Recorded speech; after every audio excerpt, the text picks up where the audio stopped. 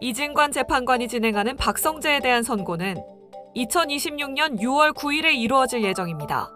모든 혐의를 부인하던 박성재가 선고를 앞두고 눈물을 닦지도 않고 갑작스러운 반성을 쏟아냈습니다. 하지만 내란 가담 혐의는 끝까지 인정하지 않는 이 기괴한 이중성. 이건 진심 어린 참회가 아니라 중형을 피하기 위해 법기술자가 설계한 마지막 정교한 연출일 뿐입니다.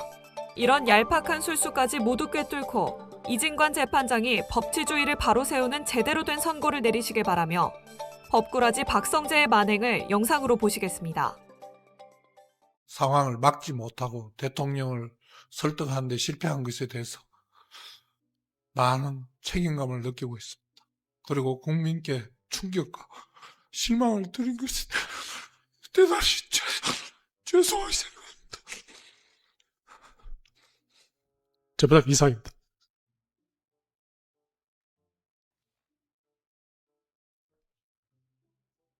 어떻게 계속 진행해도 되겠습니까? 좀 쉬었다 갈까요? 원하시는 대로 하겠습니다. 괜찮습니다. 괜찮습니까? 예.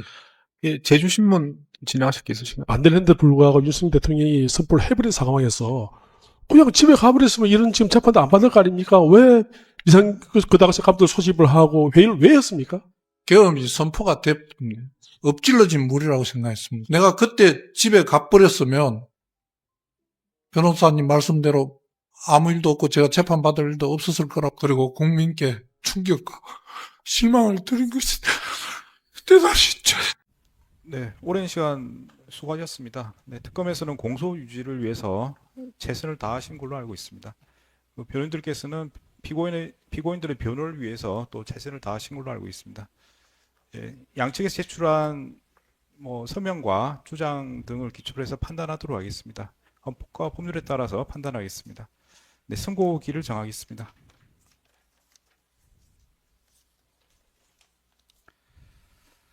네, 지금 재판부에 여러분 말씀하신 것처럼 여러 가지 특검 사건들이 같이 진행되고 있는 상태라서 이를 고려해서 선고기를 정했습니다.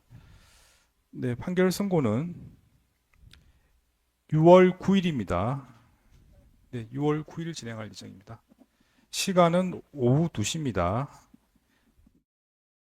박성재의 눈물 피고인 신문이었어요. 변호인이 가장 마지막에 이렇게 물어봐요. 윤석열 대통령이 피고인 반대를 무릅쓰고 그와 같이 비상계엄을 선포해서 충격을 받았습니다. 그러한 상황 속에서 국무위원으로서 국민에게나 이 법정에서 뭔가 입장을 발표할 생각은 없으십니까? 박성재가 국무위원의 한 사람으로서 그 상황을 막지 못하고 대통령을 설득하는데 실패한 것에 대해서 많은 책임을 느끼고 있습니다. 대단히 죄송합니다. 박성재가 계엄 당일날 윤석열을 막았지만 실패했고 많은 국민들이 상당한 실망감을 느꼈다. 실망감을 안겨드려서 너무나도 죄송스럽다. 라고 하면서 박성재가 눈물을 흘립니다. 근데 이거 여러분들 진술할 때 눈물을 흘릴 거면 시작부터 마지막까지 되게 차분해 있어야 돼요. 제가 박성재는 그러지 않았다라는 것을 말씀드릴게요. 중계재판에서는 이게 안 나와요. 재판 전이고 휴정 때니까. 재판이 시작되기 전에 먼저 박성재가 먼저 들어왔어요. 박성재, 이완규 그리고 그 변호인들이 웃으면서 잡담을 해요. 결심날인데. 그렇게 해서 한참 재판을 받고 있다가 눈물을 흘린 다음에 얼마 안 지나가지고 휴정이 들어가거든요. 통상적으로 2시간 정도 재판을 하면 한 15분 정도 쉽니다. 그때 변호인과 이완규와 박성재가 다 나가요. 법정에서 바로 나가면 의자가 있거든요. 지네들끼리 잡담을 합니다. 희낙낙하면서 열띤 얘기를 해요. 그 미안함이 있다라고 하면 그러한 행동은 못한다라는 거죠. 저는 그래서 박성재의 눈물이 전략이라고 생각을 합니다. 이 재판 이진관 부장이 담당하거든요. 박성재가 울먹거린 이유는 이 재판이 많은 언론사 그리고 신문에 날 걸 알기 때문에 전 울었다고 봅니다. 김건희 씨가 박성재 당시 법무부 장관과 문자 메시지를 주고받았습니다. 법무부 장관의 휴대폰에 김건희 씨는 김안방이라고 저장돼 있었습니다. 김건희 씨는 박성재 당시 법무부 장관에게 내 수사는 어떻게 되고 있나? 김혜경, 김정숙 수사는 어떻게 되어가나? 왜 김정숙 수사는 2년간 진척 없나? 자신의 검찰 조사가 어떻게 되고 있는지, 또 자신의 수사 관련 사항을 이원석 총장이 직접 지시한 것인지 확인이 필요하다고도 했습니다. 본인이 피의자잖아요. 피의자가 법무부 장관한테 전화를 해가지고 내 수사 어떻게 되고 있냐. 그리고 이걸 정말 검찰총장이 지시한 거 맞냐. 언짢아 하고. 그 뒤에 내용은 밝혀지지는 않았지만 그런 얘기들이 오갔을 거 아닙니까? 수사 방향에 대한 얘기라든지. 그러니까 이게 정말로 법치국가에서 있을 수 있는 일이냐고요. 너무 황당한 거죠. 정말 엽기적인 거죠. 황당함을 넘어서.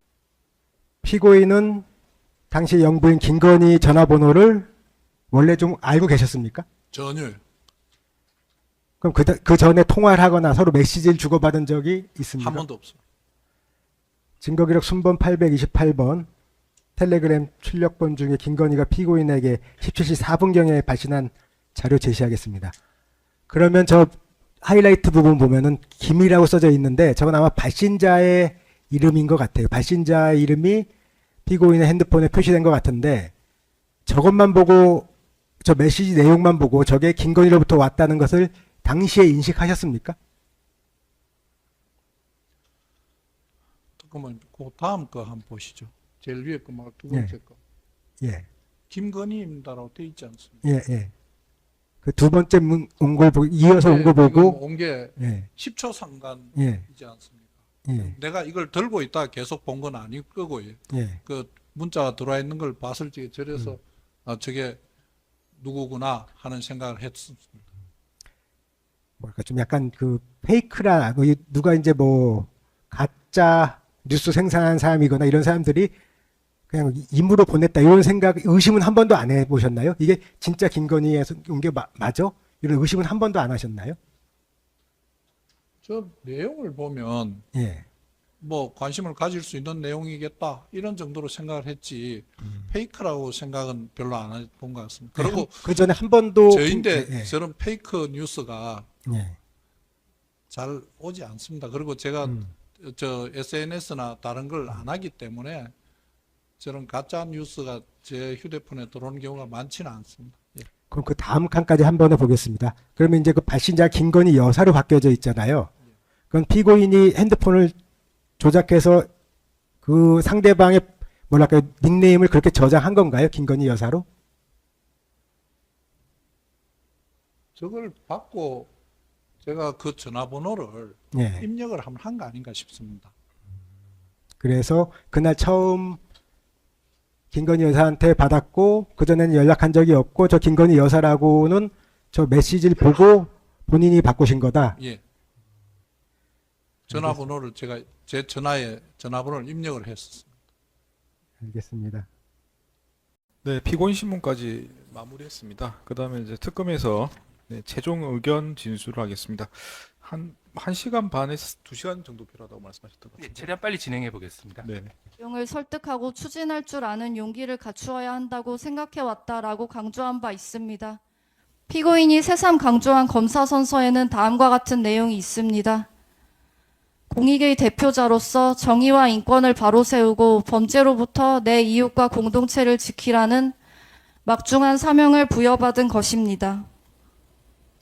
법무부의 영문 표기가 Ministry of Justice, 정의부라는 사실을 피고인도 잘 알고 있을 것입니다.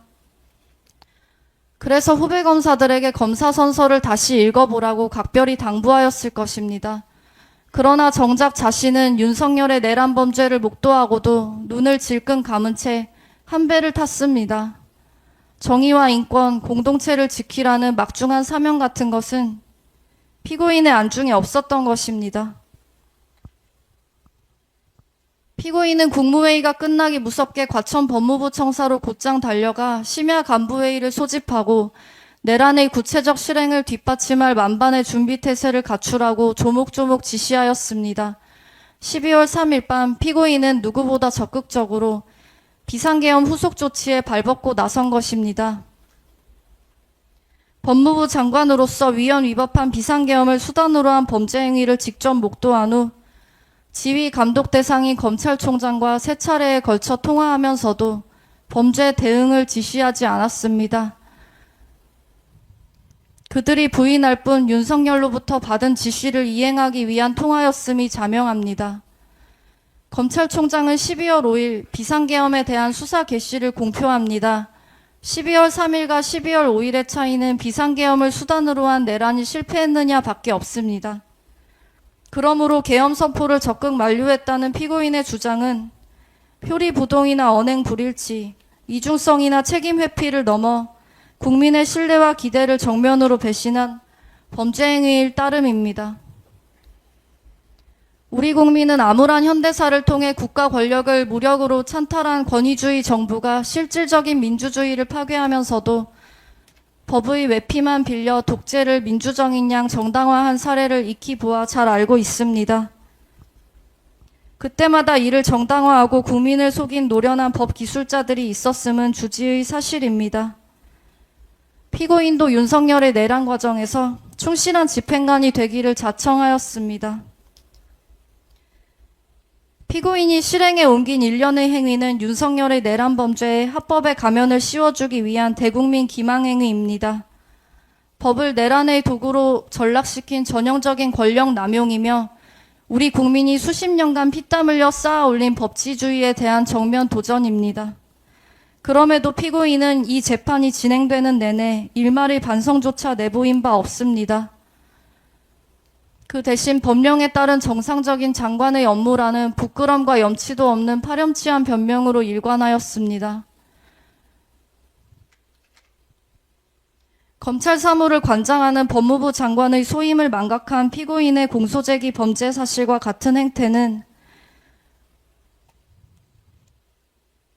작금의 검찰청 폐지에 이른 요인 중 하나로 평가될 것입니다.